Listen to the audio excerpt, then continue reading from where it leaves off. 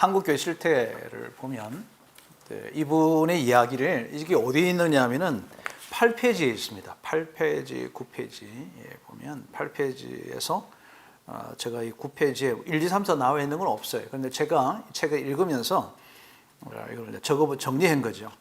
예를 들면 9페이지에 보면 주중의 신앙생활을 휴업한다. 신앙생활의 휴업, 이런 용어들을 좀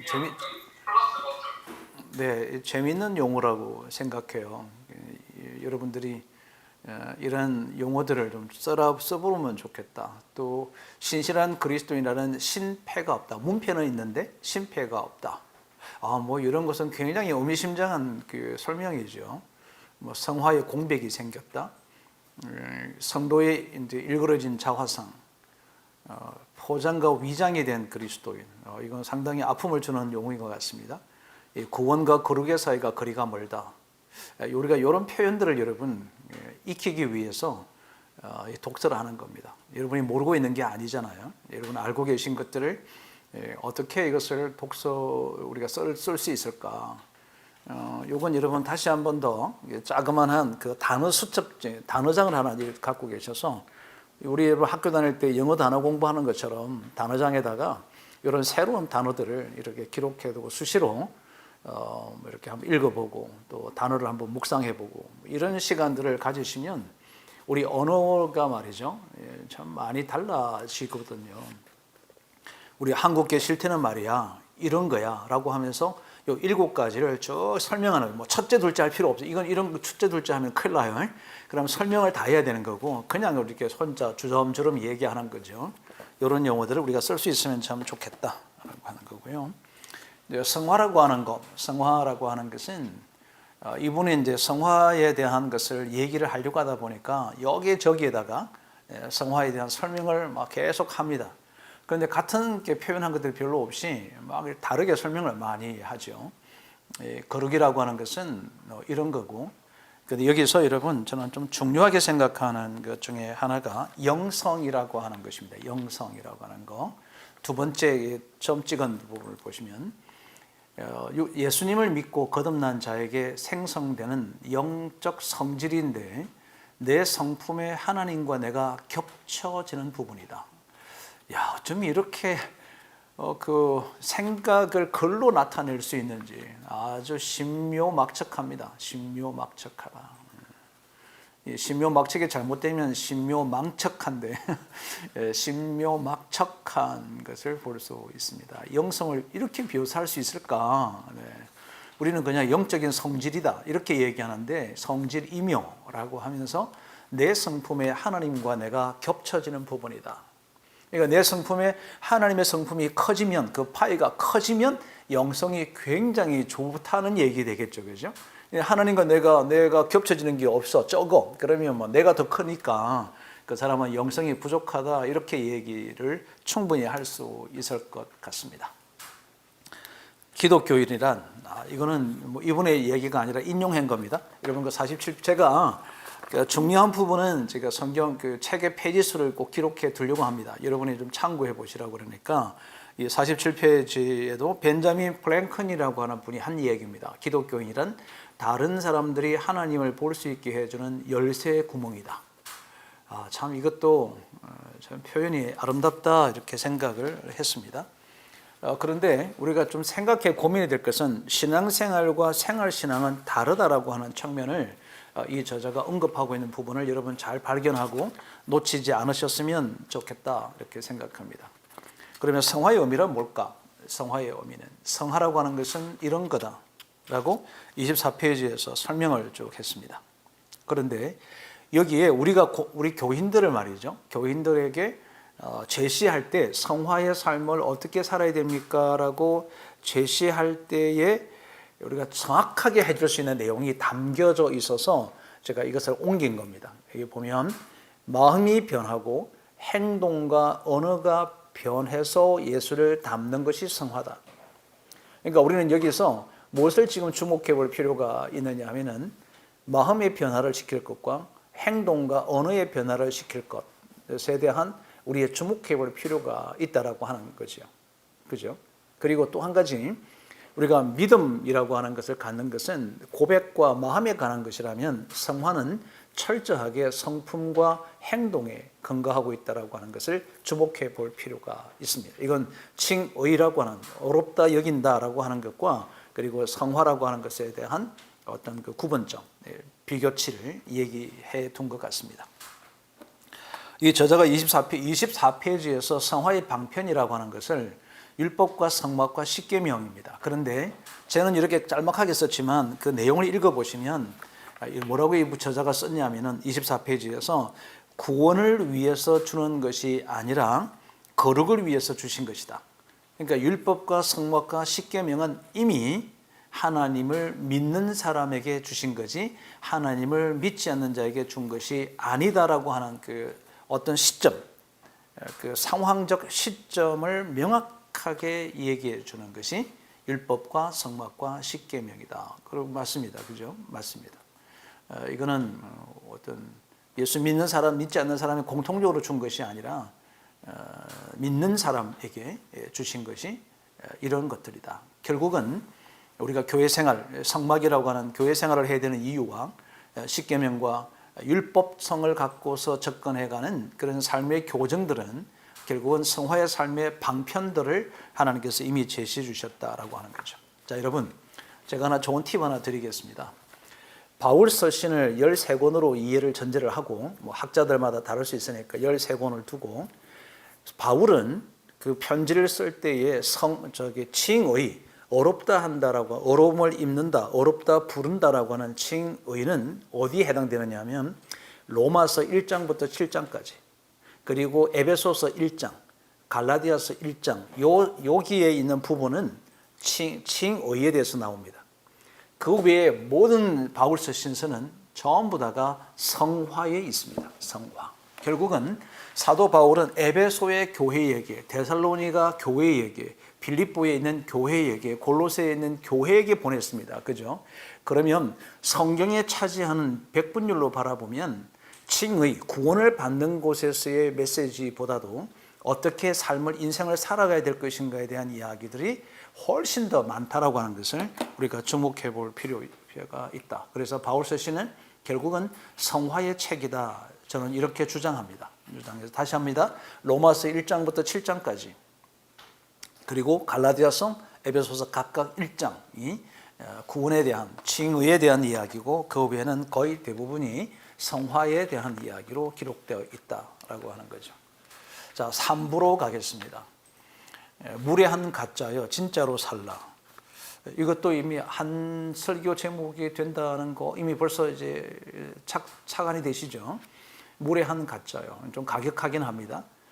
진짜로 살라. 가짜와 진짜에 대한 이야기죠. 다음 책도 보면, 다음 주 우리가 읽어야 될 책도 보면 이 가짜와 진짜가 나와요.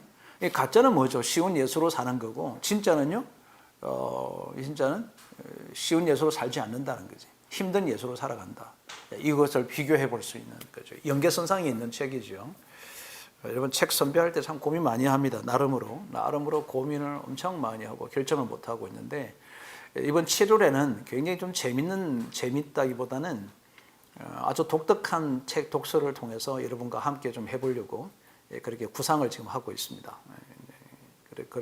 그거는 아마 다음 주 정도에 여러분이 이미 다음 달 7월에 대한 독서 참여에 대한 결정을 하시는 쪽쪽 바로 일찍이 책을 좀 소개해드리려고. 이번 7월 책은 조금 두꺼워요. 약간 지금 여러분 읽는 책보다는 한 20% 정도가 두꺼운 책들로 하는데 아마 여러분의 목회나 또 앞으로 여러분 개인적으로도 굉장히 도움이 될 만한 그런 책들로 이렇게 선정해 보려고 여러 책들을 지금 제가 스크린하고 있습니다. 스크린 리딩을 하고 있습니다.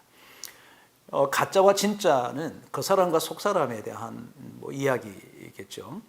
내가 얼마나 가짜냐, 이것은 내가 얼마나 가짜냐는 하나님이 원하시는 삶하고 제 삶에 대한 거리감이 크면 가짜고 이게 좁혀지면 진짜인 거죠. 그죠? 진짜다. 내가 내 안과 밖이 얼마나 일치되느냐, 이건 진짜고 내 안과 밖의 간격이 멀어지면 가짜다. 그리고 결국은 뭐가 남습니까? 이 갭이라고 하는 거죠. 갭이 얼마나 크냐가 문제인 거다. 성도들이 교회에서의 그 어떤 교회 안에 있을 때의 신앙생활과 교회를 벗어나서 가정과 직장에서의 자신들의 그 신앙생활을 삶하고의 거리감이 멀면 멀수록 가짜로 살아갈 수 있는 확률이 높은 거고, 그것이 좁혀지면 좁혀질수록 진짜 예수쟁이가 될 수 있지 않을까라고 하는 이야기인 거죠. 그러면 왜 가짜가 될까? Why? 왜 가짜로 살게 될까? 이 가짜란 도대체 뭘까라고 하는 그 생각을 우리가 함께 좀 고민해 볼 필요가 있겠죠. 교인들에게. 결국은 구원받은 자의 삶이 빠져버렸다. 이 가치 체계가 물질 세계에 여전히 얽매여져 있다. 여러분 다시 한번 반복적으로 하겠습니다. 가치란 선택의 기준입니다. 가치의 정의입니다. 가치란 선택의 기준입니다. 이 가치를 평가하는 것은 두 가지의 잣대로 가치를 평가합니다. 하나는 물질, 돈이고요. 또 하나는 시간입니다. 그 사람이 어떠한가를 결정하는 것은 돈과 시간을 어떻게 쓰느냐가 그 사람을 결정한다. 그러니까 그 사람이 정말 위대한 사람은 돈과 시간을 위대하게 쓴다. 정말 좋은 사람은 그 물질을 좋은 일에 쓴다. 그죠? 그 시간을 귀한 일에 쓴다. 남을 위해서 봉사를 전적으로 자기를 희생한다. 이러면 그 사람의 가치는 숭고한 가치가 되겠죠. 결국은 자신의 선택의 모든 기준이 되는 돈과 물질을, 똑같은 말이네요. 물질과 시간을 어떻게 쓰느냐가 그 사람의 가치입니다. 그러면 목사님, 우리 목회자들이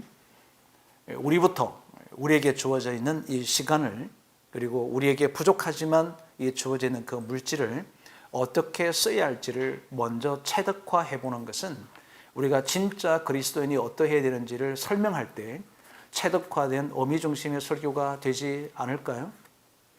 여러분 적어도 오늘 이번 주간에는 내가 진짜 크리스찬으로 살아가기 위한 가치체계 설교를 해야 되겠다고 생각들면 선행적으로 우리에게는 지금 6일 동안 실습할 수 있는, 실제로 체험해 볼 수 있는, 살아낼 수 있는 시간이 주어졌기 때문에 타인을 위해서 내가 물질을 쓰고 시간을 섬겨드리는 그런 시간들을 여러분 좀 가져보시면 어떨까라고 하는 겁니다. 이 저자가 좀 독특한 단어를 하나 썼는데 조바심이라고 하는 걸 썼습니다. 조바심. 이거 굉장히 좋은 어떤 차관점이었거든요. 야곱은 욕심이었습니다. 그죠? 욕심, 인간적인 계산인데 이 조바심을 누가 가졌냐 하면은 리브가가 가졌다는 거죠. 이 리브가는 이삭의 하나님으로 아버지였던 아브라함의 어떤 하나님의 약속을, 언약을 들었는데 이것이 아들에게 이삭으로 왔습니다. 바톤터치가 되었습니다. 그런데 이제 아들을 둘 낳습니다. 놓고 보니까 이게 잘못하면 이 에서에게로, 에서가 외향적이니까 사냥을 좋아하고 뭐 이러고, 이게 아마도 그 사냥을 좋아하고 여러 아버지가 원하는 여자를 취하지 않으려고 하는 것으로 봐서는 이 리브가의 눈 속에는 이 에서가 벗어난 것 같아. 그러다 보면 이 상태로 흘러가다 보면 이 장자권이 그대로 그냥 이어져 간다면 에서에게로 가겠구나라고 하는 뭐가 생겼어요? 조바심이 생기기 시작한 거다. 자, 여러분, 이 조바심 하나가 메시지입니다. 하나의 메시지. 지금 현재 우리 한국교회 성도들이 왜 가짜로 사는가? 가짜로 사는 그 이유가 뭐냐면 내일에 대한 하나님의 언약에 대해서 내가 스스로 조바심을 갖는 거예요. 하나님께서 해 가실 것을 따라가는 것이 아니라 조바심을 갖게 되다 보니까 막 앞서서 행해버리는 거죠. 막 서둘러서 버리는 거죠. 하나님의 때를 기다리지 못하는 이런 조바심들이 있지 않은가?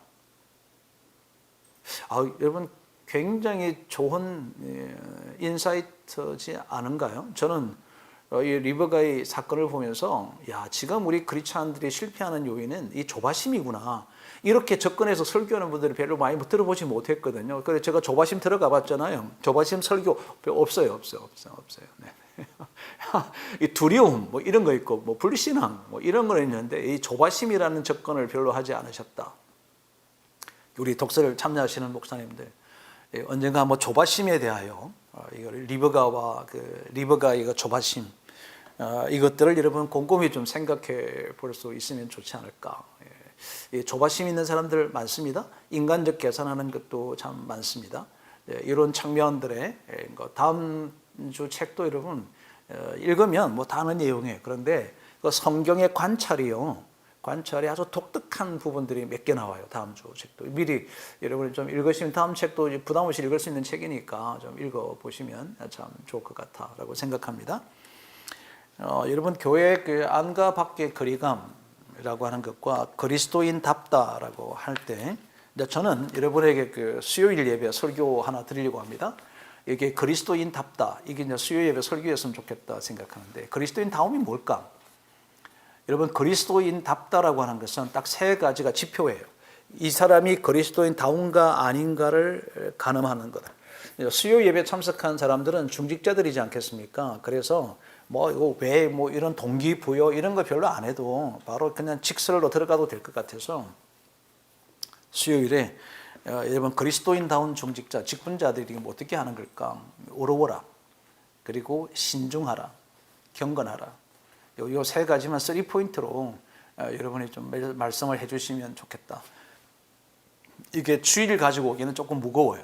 주일 설교하기에는 다소 무거운 것이 많기 때문에 중직자들에게 메시지하는 수요일이나 금요일이나 뭐 이런 때 참 좋은 아주 간결하면서도 강력하게 전달해 줄 수 있죠. 각각에 대해서 여러분이 이 의로움과 신중함과 경건함에 대해서 여러분이 갖고 있는 어떤 정의들 내리고 어떻게 의로움이 뭐냐, 어떻게 하는 거냐, 이것은 여러분이 각각 정리하시면 좋은 한편에 가볍게 중직자들에게 전달하는 동기부여 되는 설교가 되지 않을까라고 생각합니다. 이 지표입니다. 지표. 그리스도인답다라고 하는 지표입니다.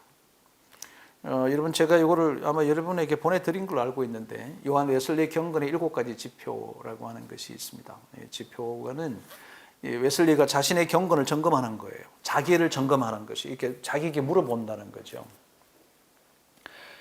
그런데 경건의 지표를 웨슬리는 7개를 넣었는데 제가 이 책을 근거로 해서 3가지를 추가한 겁니다. 8번, 9번, 10번은 이 책을 근거로 해서 여러분에게 추가해서 저는 경건의 10가지 지표 뭐 이렇게 좀 써보는 거죠. 저는 여러분이 지금 제가 팁을 드린 것은 뭐냐면 일주일 동안 이 부분을 놓고 여러분의 설교를 준비할 때 미리 이 지표를 좀 작성했다가 우리 교인들에게 설교 중간에 여러분 제가 제 스스로의 경건의 지표를 이렇게 만들어서 쓰려고 합니다라고 이렇게 샘플로 올려주기 위해서 참고하라고 여러분에게 이것을 좀 보내드린 거니까 이것을 보고 나 자신의 담임 목사 자신의 경건을 점검하는 지표 10가지, 뭐 7가지, 5가지든 이걸 좀 작성하셔서 여러분이 공포하고 하면 그게 곧 체득화된 어미 중심의 설교가 될 것이다. 이렇게 생각을 조심스럽게 합니다.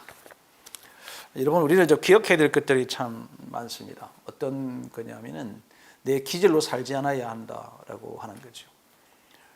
어떤 목사님이 제게 그런 얘기를 종종 한 때가 있습니다. 목사님 저는 성격이 내향적이어서 뭐 이렇게 나서서 뭘 하고 이렇게 하는 것이 좀 어렵고요.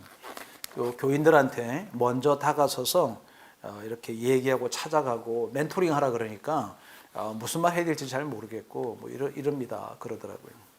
제가 그런 분들에게 꼭 해드리는 말씀이 하나 있습니다.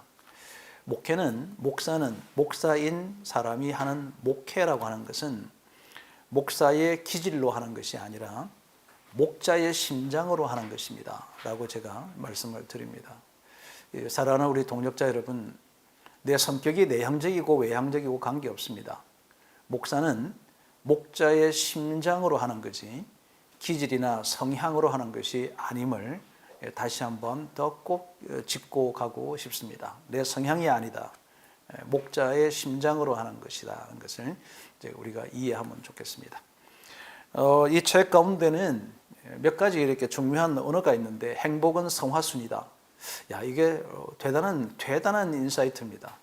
그러니까 결국은 진짜 행복이 뭐냐 하면은 하나님과 가까운 것이다. 하나님과 밀접한 친밀함에 있다. 이것을 얘기하면서 그래서 진정한 행복이 하나님과 성화에 있다고 한다면, 하나님과의 가까이 친밀함이 있다고 한다면, 이 성화라고 하는 것은 성화가 되어져 가는 그 깊이도와 너비도, 그 높이에 따라서 행복 지수는 달라질 수 있다. 영적으로 행복하다. 그래서 그렇다 보면 뭐 초막이나 궁궐이나 어디나 하나님의 나라라고 하는 그 말씀 찬양이, 그 찬양이 적합합니다. 만약에 우리가 초막이나 궁궐이나 하나님의 나라다, 그 어디나 하나님 나라다는 그 찬양이 적합도가 일어나려 그러면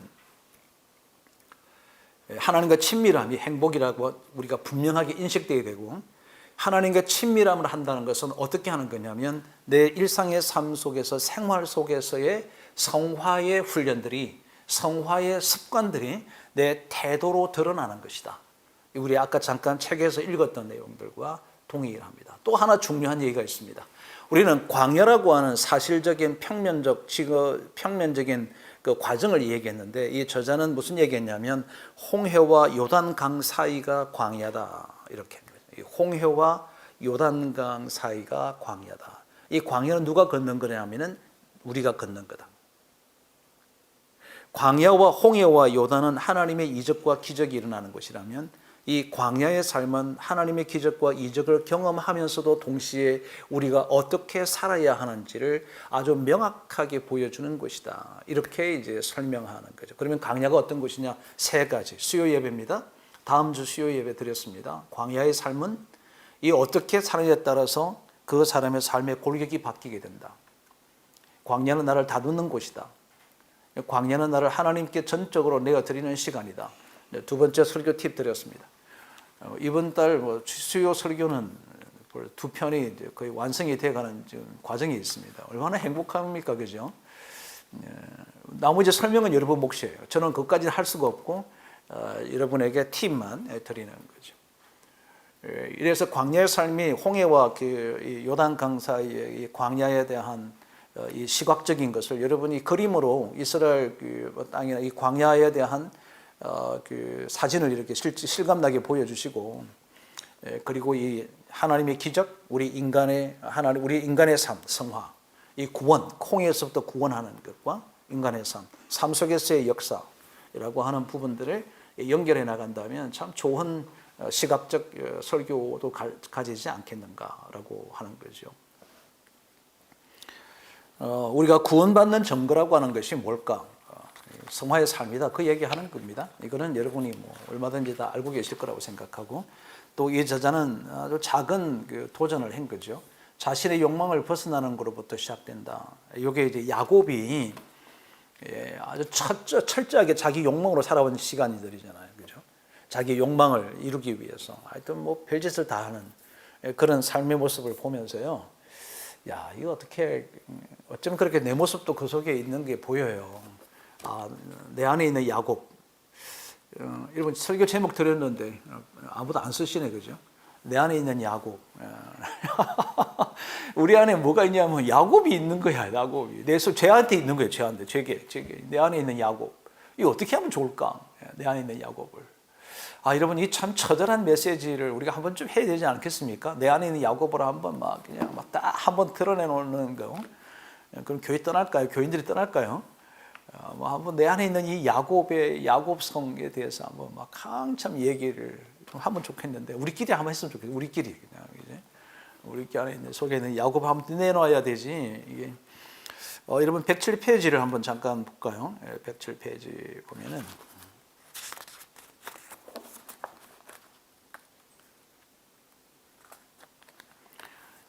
여기도 이제 내 안에 있는 야곱과 똑같은 언어가 하나 있어요. 107페이지 둘째 단락에 보시면 오늘날의 리브가라고 하는 게 있습니다. 여기 아까 조바심에 대한 그 말씀 드렸는데, 그 조바심이라고 하는 것을 설명하면은 이번 주 설교 제목 조바심 이러면 참 재미없죠. 세상에 제일 재미없는 설교가 오늘 내가 무슨 설교할 건지를 제목에 밝히는 것이 세상에 제일 재미없는 설교입니다. 그러니까 제목이라고 하는 설교 제목은 언익성. 제목을 오늘 무슨 얘기하려고 하실까? 오늘날의 리브가 이 뭐야? 라고 하는 궁금증을 야기시키는 것이 필요하다는 거죠. 그래서 만약에 여러분이 조바심에 설교하려고 그러면 이렇게 해야 돼. 오늘날의 리브가들. 점점점. 야, 이거 기가 막힌 설교 제목이죠. 오늘날 리버가들. 야, 여러분 이게 말이죠. 참 이런데 우리 목사님들 공부하러 보면 참 독서와 설교에 오시면 너무 좋을 것 같아요. 오늘날의 리버가들. 제 이야기 김성진 이야기 들으러 온 거 아니다, 여러분. 이 책의 저자의 이야기를 소개받는 거죠. 오늘날의 리버가. 이 조바심입니다. 그 이야기 하려고 제가 찾아서 읽자 그랬습니다. 자, 그러면 보십시오. 이 리버가가 야곱의 무너진 130년이라고 하는 147년 중에서 130년을 이렇게 살아갈 수 있도록 부모가 멘토 역할을 잘못했다는 거죠. 그죠? 그래서 이제 부모 멘토 학교를 제가 하게 된 거, 물론 이거 연결하려고 한 건 아니었어요.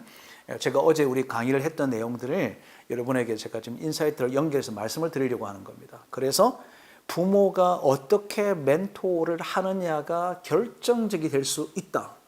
이 이야기예요.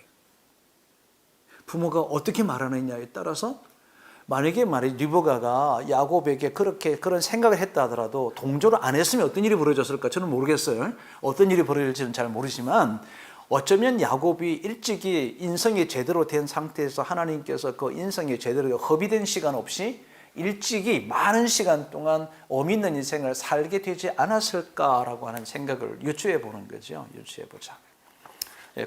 그러면 가정에서 성화 지표는 뭘까?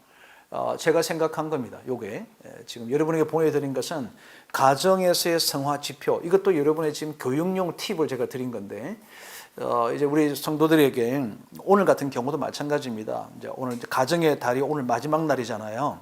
그러면 여러분 이런 거 한번 해보시면 어떨까요? 올해 가정의 달을 마무리하면서 하고 우리 가정이 얼마나 거룩한 가정으로 가고 있는지 지표 6가지.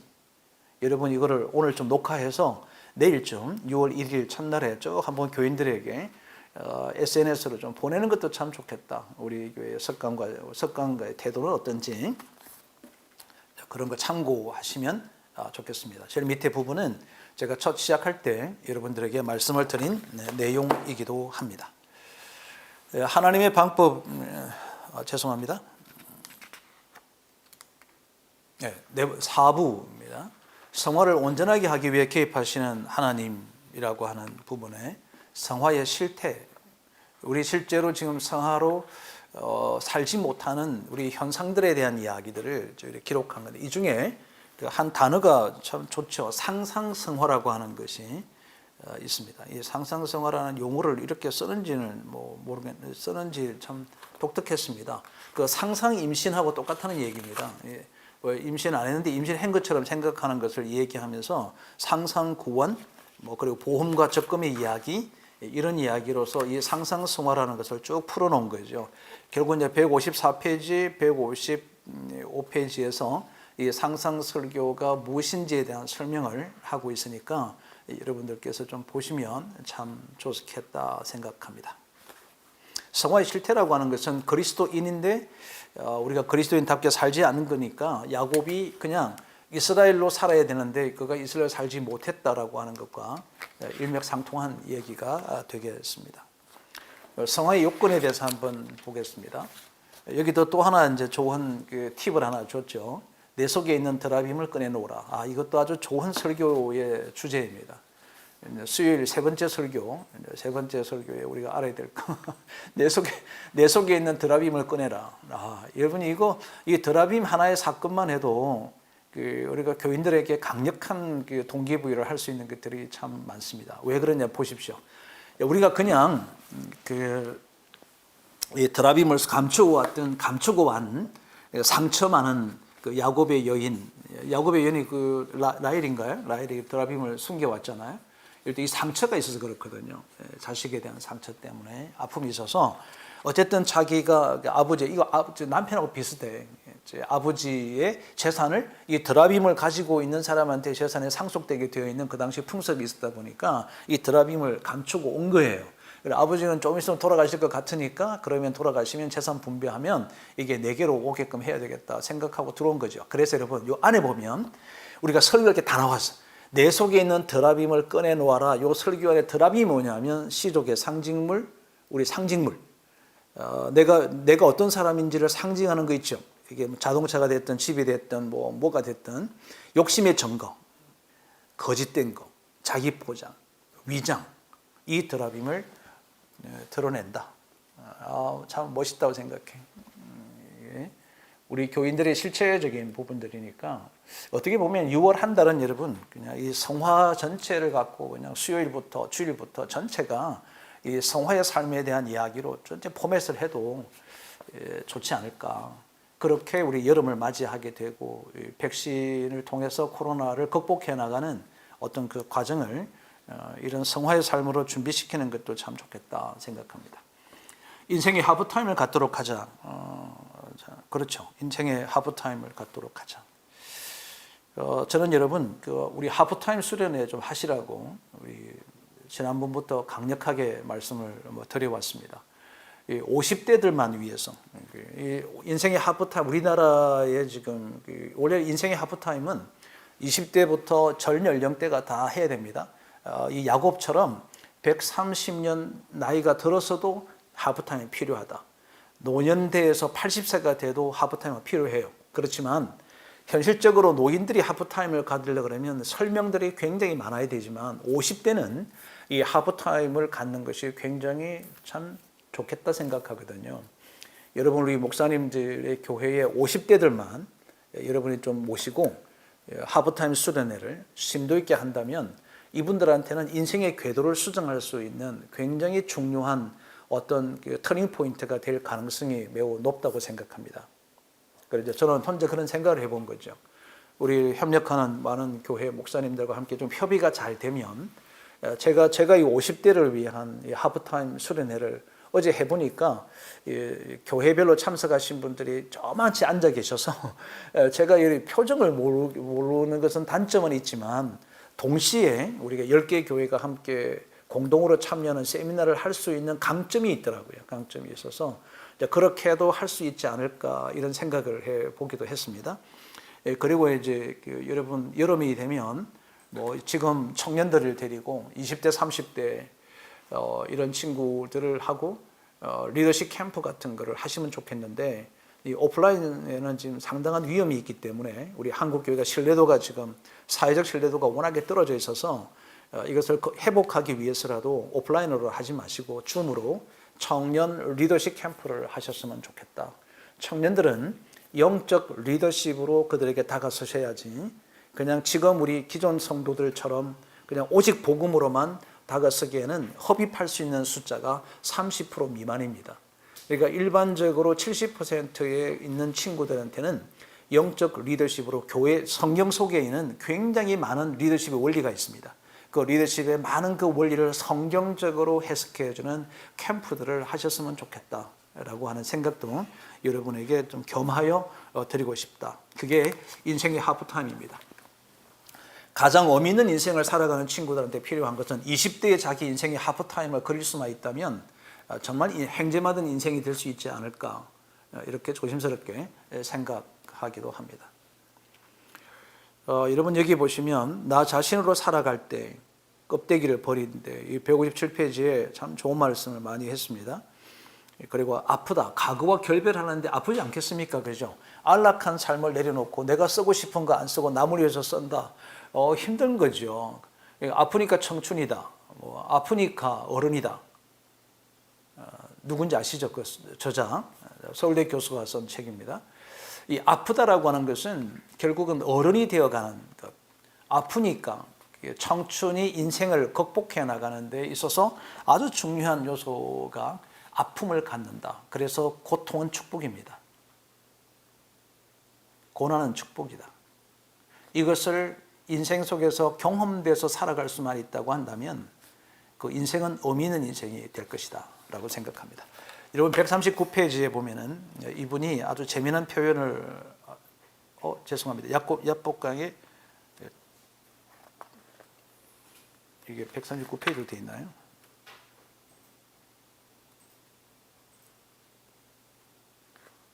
네, 139페이지에 보면 야복강 특별 기도회. 자, 이거는 약간 유치한 것 같은데도 이제 이 생각 자체를 이렇게 하시구나, 이렇게 쓰구나, 야복강 특별기도회인데 여러분 결정적인 단초가 딱 나오죠. 오늘 여러분 오늘 본문의 핵심입니다. 본문의 핵심. 32장 24절 홀로 남았더니 홀로 남았더니 뭐 이거 한 절 가지고 한 기절 가지고 설교를 할 수 있을까 뭐 이런 생각은 뭐 들기도 합니다만은 워낙에 어떤 뒤집어 놓는 하나의 새로운 성경 기절이기 때문에 야복강의 32장 24절에 야곱은 홀로 남았더니 어떤 사람이 날이 새도록 야곱과 싸우 씨름하다가 이 홀로 남았다라고 하는 것이 이게 뭐냐면 하프타임입니다. 하프타임을 갖는 거다. 우리가 홀로 남았을 때, 고독해졌을 때, 자존심이 철저히 무너졌을 때 찾아오는 것이 하나님의 역사였다라고 하는 거죠. 치졸하고 못나고 부끄러운 내가 드러나 주변 사람들이 외면할 때, 그때 하나님께서 내 손을 내민다. 우리 하나님이 그러신다라고 하는 거죠. 씨름한다는 게 뭘까? 그 씨름함이라고 하는 것을 제가 좀 정리해 드렸습니다. 이게 씨름하는 거다. 어떻게 우리가 씨름할까에 대한 생각들을 갖게 하는 거죠. 이렇게 끝에 보시면 씨름하다라고 하는 것이 울부짖다 이렇게 정의를 할 수 있습니다. 그죠? 그래도 야곱도 그랬습니다. 26절에 보면 그가 이르되 날이 세려하니 나로 가게 하라. 야곱이 이르되 당신이 내게 축복하지 아니하면 가게 하지 아니하겠나이다. 이거는 그냥 적당히 부르짖는 게 아니잖아요. 그죠? 거의 울부짖는 수준으로 씨름을 했을 거다. 뭐 씨름하니까 하나님과 싸웠다고 표현하시는 분들이 많은데 전혀 아닙니다. 씨름함이라고 하는 것은 이렇게 한 것이다 라고 하는 것을 여러분이 좀 참고하시면 좋을 것 같아서 여기다가 이제 기록해 두었습니다. 그러면 이제 하나님의 방법이죠. 하나님의 방법은 내가 홀로 있을 때 하나님께서 이제 어떻게 하는가라고 하는 겁니다. 자, 여기 보면 이런 말씀들이 있는데요. 이 책에서 제가 130페이지 여러분이 좀 보시면 이 홀로 남았던 것에 대해서 설명하고 있는 것은 125페이지에 있고요.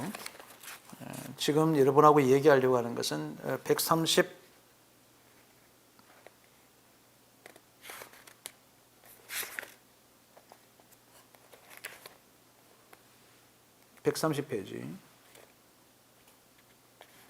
거기 보시면 터닝 포인트라고 있습니다. 터닝 포인트.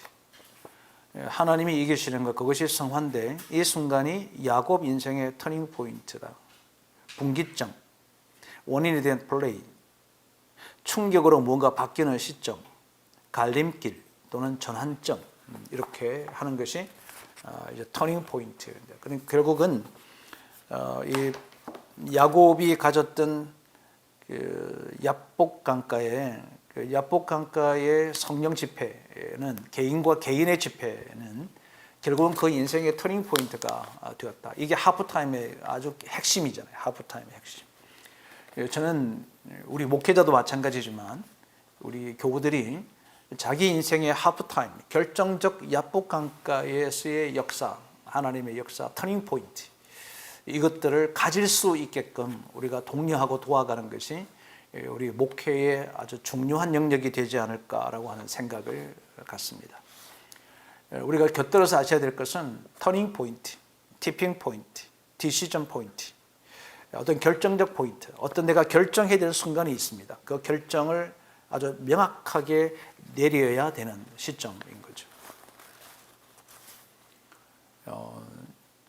내일 우리 필리핀 선교사님들이 운영하고 있는 중보기도가 있는데 매일 아침 새벽에 우리 한국 시간에 7시에 새벽 기도회를 한대요.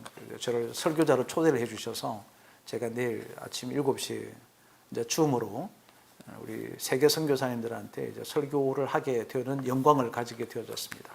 내일 주제가 이제 위대한 선택이라고 하는 것을 주제로 이제 내어드렸는데, 위대한 선택은 모든 인생들 속에는 우리들의 저와 여러분의 삶 속에는 어떤 결정해야 되는 순간이 있습니다. 근데 이 결정을 잘못하거나 그 때를 잃어버렸을 때는 인생 전체가 허물어지는 것을 보는 거거든요. 그래서 저는 이 세 가지가 동시에 온다. 터닝 포인트, 전환점이라고 하는 것과 결정점, 그리고 폭발점, 이것들이 우리 인생 속에서 동일하게 일어날 수 있어야 되지 않을까. 그럼 이것을 만들어가는 것을, 이것에 대한 동기부여를 하는 것이 하프타임입니다. 하프타임이라고 하는 것도 여러분이 함께 기억하시면 좋을 것 같습니다. 자, 이래서 이제 인생의 하프타임을 갖게 되는데, 이 146페이지를 가보면 이 야곱이 이제 새로운 어떤 변혁을 시도합니다. 마침내 인생 하프타임을 갖습니다. 그래서 이분이 어떤 새로운 변화를 이제 시도하는 거죠. 그래서 세 가지를, 그 책에서 147페이지에서는 이렇게 세 가지를 이렇게 하라고 얘기를 해요. 얘기를 하는데, 여러분 제가 말씀을 좀 하나 읽어 드리려고 합니다. 창세기 35장으로 가면은 35장 1절에 이렇게 기록합니다. 하나님이 야곱에게 이르시되 일어나 베델로 올라가서 거기 거주하며 내가 내 형 에서의 낯을 피하여 도망하던 때에 내게 나타났던 하나님께 거기서 제단을 쌓으라 하신지라. 지금 뭐 했냐면은 처음 하나님을 만나서 직면했던 그날의 그 감격과 감동, 첫사랑, 첫 그 두려움 속에 있었던 에서가 방황하고 막 두려움에서 인생의 첫 번째 터닝 포인트가 사실은 베델이었거든요. 그 베델에서 에서의 두려움 앞에 섰다가 치졸하게 양을 보내고 다 보내고 라헬을 제일 뒤에 두고 이렇게 쭉 보내고 지는 제일 뒤에 숨어 있다가 앞에서 네가 누구냐 물으면 야곱이 어디 있냐 그러면 제일 끝에 있다 이렇게 치졸하게 얘기하다가 베델에서의 그 두려움 속에 고민하고 있는 그 밤에 하나님의 역사 나타나셔서 만났던 것입니다. 자, 그러면 여러분 이 35장 1절에서 어떤 터닝 포인트를 시킨 거냐면 하나님께서 너가 과거에 처음 너 인생의 터닝 포인트를 했던 그곳으로 지금 안내하는 거예요. 안내한다는 거죠. 그게 35장 1절입니다. 그냥 우리가 여러분 설교를 이렇게 하시잖아요. 베델로 올라가자. 여러분 이제 그런 설교하시면 안 된다는 거 말씀드린 거예요. 여러분 이제 베델로 올라가자 이렇게 접근하지 않으셨으면 참 좋겠다 생각합니다. 거기에서 제단을 쌓으라 그렇게 그랬더니 2절에 가서 요 세 가지를 한 거예요. 이방 신상을 버리고 자신을 정결하게 하고 그리고 의복을 바꾸라 그랬단 말이죠. 에베소서 4장에 가면은 너희가 의복을 바꿀 게 있습니다. 그죠? 옛 것을 벗어버리고 오직 심령으로 새롭게 되어 그리스도의 새 옷을 입으라 이렇게 말씀이 있습니다. 그것과 연결해서 여러분이 좀 보시면 참 좋겠다 생각하는데, 자, 그래서 여러분이 그 야곱이 35장 3절에서 뭐라고 얘기하느냐 하면 이렇게 얘기합니다. 우리가 일어나 베델로 올라가자. 내 환난 날에 내게 응답하시며 내가 가는 길에서 나와 함께 하신 하나님께 내가 거기서 제단을 쌓으려 하노라 라고 하는 거죠. 소명의 회복, 사명의 회복, 다시 어미 중심으로 회복하기 위한 자기의 전환점을 가졌던 그 인생의 자리로 다시 되돌아가는, 이것이 궤도 수정하는 겁니다. 나를 정돈하는 시간이다. 일시 멈춤을 통해서 자기를 정리해보는 시간을 갖도록 하자. 이게 하프타임의 핵심이라고 하는 거죠. 여러분 이런 강의들이나 이런 메시지는 함께 좀 나누시면 참 좋겠다 생각합니다. 성화의 실존입니다. 성화의 실존은 책에 있는 내용들을 제가 정리해서 보시기 좋도록 이렇게 만들어진 것에 불과하니까 앞에 얘기했던 것들을 그냥 이렇게 기록해 두었습니다. 뭐 약간 유치한 표현은 종교적 소꿉놀이 뭐 이런 표현들은 다소 어감이 우리에게 그래요. 뭐 굉장히 좋은 어감은 아닌 것 같았어요. 그렇지만 이분이 무슨 얘기 하려고 하는지는 우리가 알 수 있잖아요, 그죠? 뭐 종교를 막 액세서리처럼 소꿉놀이 하는 것처럼 이렇게 하고 있다. 너무 가볍게 하고 있다라고 하는, 어떻게 보면 값싼 복음을 취급하고 있는 이런 것에 대한 또 다른 언어적 표현이지 않을까 이렇게 생각을 하고 있습니다. 결국은 이제 믿음 생활이란 도대체 뭘까? 믿음 생활이란 이런 거지 않을까? 믿음 생활이라고 하는 것은 실제로 행위까지 거룩해서 그 신분에 일치되도록 그 간격을 좁혀나가는 과정이다. 그러니까 믿음의 성숙이라고 하는 것은 아까 처음 얘기했던 하나님이 원하시는 삶과 내 실상의 삶의 그 간격, 이 거리감, 이 갭이 자꾸 좁혀난다. 나간다. 여러분, 이렇게 우리 믿음을 좀 표현해 보신 적 있으신가요? 믿음 생활과 성숙이라고 하는 것은 뭘까? 여러분, 자라가야 합니다. 그죠? 그리스도의 장성한 분량이 충분히 자라가야 됩니다는 표현했지만, 이런 표현들 참 좋다고 생각합니다. 우리의 행위가 거룩 하나님의 뜻하신 대로에 일치하는데 그 간격을 좁혀가는 것이 성화다. 또 이것이 성숙이고 이것이 믿음이다 라고 하는 것을 우리가 볼 수 있다라고 하는 거죠.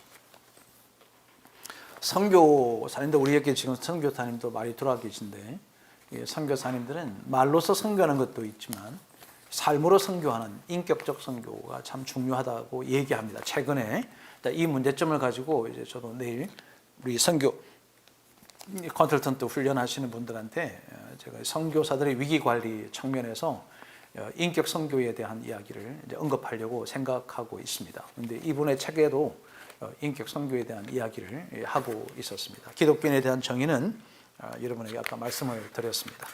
오늘 여러분에게 어미 중심의 그 체득화의 설교의 성경 구조 분석입니다. 이게 이전과 이후라고 하는 제 설교 제목이었습니다. 저는 이 책을 가지고 설교를 했는데, 설교 제목이 이전과 이후라고 하는 제목으로 설교를 했고요. 터닝 포인트, 야복 나루를 건널 것이 그에게 터닝 포인트가 되었다. 그래서 변화된 야곱, 변화의 징표는 무엇인지, 그리고 그가 무엇을 했는지 세 가지를 구분해서 설교의 포맷을 이렇게 했습니다.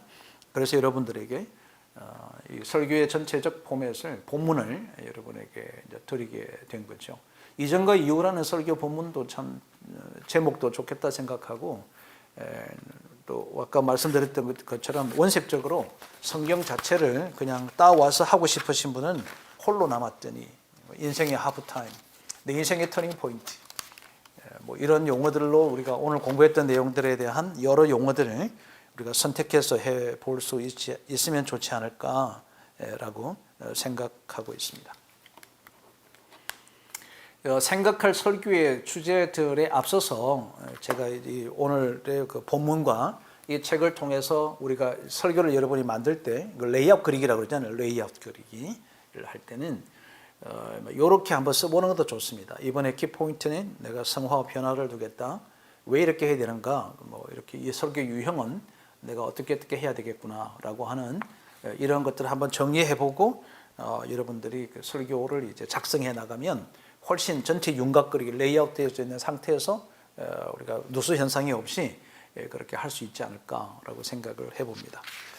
생각할 설교의 주제들은 그 책 내용 속에서 여러 좋은 그 이야기들을 이렇게 제가 뽑아가지고 정리를 해드린 거니까, 여러분 뭐 제가 특별히 뭐 만들어서 드린 것이 아니라서 여러분 좀 읽어보시면서 참고하시고 그렇게 해 가시면 참 좋겠다 생각합니다. 다만 제일 마지막에 보시면 성화 문명이라고 하는 게 있습니다. 성화 문명 228페이지에 보면 여기에 지금 생명이 나오고 큰 명이 나오고 문명이 나오고 여기에 이제 성화 문명이라고 하는 것을 이렇게 기록한 부분이 나와요. 그런 것들은 재미난 거죠. 큰 명도 있고 생명도 있는데 성화 문명이 있다라고 하는 거죠. 여러분 제가 만약에 죄송합니다. 만약이 아니라 이제 오늘의 설교를 이제 정리해 가시면서 여러분들이 해야 될 것들이, 제가 어록을 남겨라 뭐 이런 말씀을 드렸잖아요. 그런데 우리 며칠 전에 우리 김옥원 목사님 잠깐 뵙고 뭐 이런저런 얘기하다가 정장복 교수님의 어떤 그 설교의 지침 중에 한 가지를, 설교의 가장 강력한 그 인상과 이미지는 그날의 주제의 핵심 포인트의 성경 기절을 아주 명확하게 다시 읽어주므로 우리 교인들에게 그 하나님의 말씀에 대한 각인이 아주 강력해질 것 같아, 이런 조언을 들으셨다는 이야기를 듣고 여러분에게 좀 소개해드리는 겁니다. 그걸 가만히 곰곰이 생각하니까 참 옳은 것 같습니다. 우리가 좋은 말들을 교인들에게 전달해서 어록을 전달하는 것도 매우 중요하지만 오늘 본문 속에서 가장 핵심되는 한 말씀을 던져드리는 것도 참 중요하지 않을까라고 하는 생각을 가지면서 역시 이제 오늘의 핵심 주제는 그거죠. 야곱은 홀로 남았더니 어떤 사람이 날이 새도록 야곱과 씨름하더라. 이 씨름한다는 것이 무엇인지를 설명에 대한 전제라고 한다면 이 부분을 다시 한 번 더 우리가 리딩해 줌으로, 선포해 줌으로 하나님의 말씀이 우리 성도들 속에, 영혼 속에 강력하게 인식되고 각인되지 않을까라고 하는 생각을 갖게 되어졌습니다. 여러분, 오늘 여기까지가 제가 준비한 강의 내용들이고 여러분에게 보내드렸던 것에 대하여 첨삭해서 설명해 드린 것들입니다. 모쪼록 이번 한 주간도 여러분 좀 숙성된 좋은 메시지를 잘 다듬고 만들어서 우리 교인들한테 코로나19 이런 상황 속에서 우리 담임 목사님들이, 설교자들이 해야 되는 아주 중요한 것 중에 하나는 아주 농축된, 아주 설교의 준비가 철저히 되어져 있는 그 메시지를 선포하는 것으로 우리는 교인들을 섬기는 의무를 다하는 것이다 라고 생각합니다. 다시 부탁드리고 싶은 것은 적당히 설교를 하려고 잘하려고 하지 말고 정말 제대로 실험한, 울부짖고 통안하고 간절히 바라는 그런 간절함이 배어져 있는 그런 메시지로 우리 이런 어려움을 극복해 가고 있는 성도들에게 희망의 메시지를 전달할 수 있으셨으면 참 좋겠다라고 하는 생각을 갖습니다. 여러분에게 두 가지만 광고를 좀 드리고 마치려고 합니다. 저희들이 저희 연구소에서 부교역자 세미나를 이번 7월에 2주에 걸쳐서 하려고 합니다. 여러분 교회의 신학생들이나 또 부교역자들 함께 참여할 수 있는 기회를 좀 주셔서 부교역자의 자기를 어떻게 관리하는지, 그 팔로우십은 어떻게 하는 건지, 목사님과의 어떻게 초협력자로 살아가게 할 것인지, 실제로 이런 과목들을 2주간에 걸쳐서 공부해 가려고 합니다. 여러분들 참고하셔서 참여시켜 주시면 참 좋을 것 같고, 이미 강의 속에 제가 여러분들에게 소개해 드렸던 스크린 독서법 이론과 실제를 우리 책 2권과 함께 하려고 합니다. 그래서 이것은 저희들이 지금까지 우리 세미나들은 뭐 주일을 내도 연락하시는 분들이 계셔서 받아들였는데, 요거는 그렇게 할 수 없는 거 아시겠죠? 미리 책을 참여하시는 분들은 책을 구입을 하시도록 저희들이 열흘 전에 마감을 해서 그 책 2권을 구입하셔서 참여하셔야 독서법의 효과가 큽니다. 아까처럼 목차 편집하는 거, 책을 정리하는 방법, 책을 읽어내는 방법들을 함께 해 가려고 하니까 이 두 가지 여러분 참고해 주셔서 참고하셔서 사역에 도움이 될 수 있으면 참 좋겠습니다.